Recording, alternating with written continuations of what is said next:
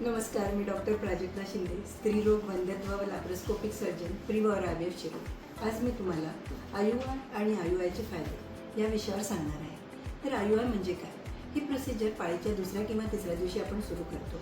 Patient हॉस्पिटलला आल्यावर त्यांना औषध गोळ्या दिल्या जातात, ज्याने त्यांची स्त्रीबीजाची व्यवस्थित वाढ होते आणि पेशंटला पाळीच्या 9व्या किंवा 10व्या दिवशी आपण फॉलिक्युलर स्टडीसाठी बोलवतो। फॉलिक्युलर स्टडी ही सोनोग्राफीद्वारे केली जाते। यामध्ये स्त्रीबीजांची वाढ कशी होते हे आपण चेक करतो।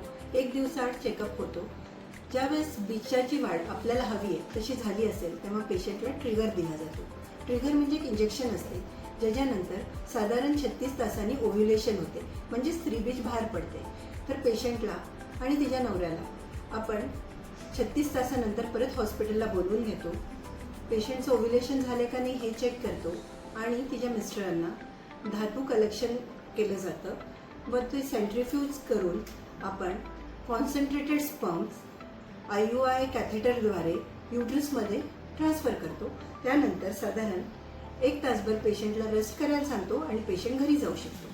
तर या IUIचे फायदे काय? पहिला फायदा म्हणजे पेशंटला ॲडमिशनची गरज नसते, 1 तासात तो घरी जाऊ शकतो। दुसरा फायदा, पेशंटला घरी गेल्यावर आरामाची गरज नसते, तो रेग्युलर कामं करू शकतो। तिसरा फायदा, ॲनास्थेशियाची गरज लागत नाही आणि कॉस्ट इफेक्टिव्ह आहे।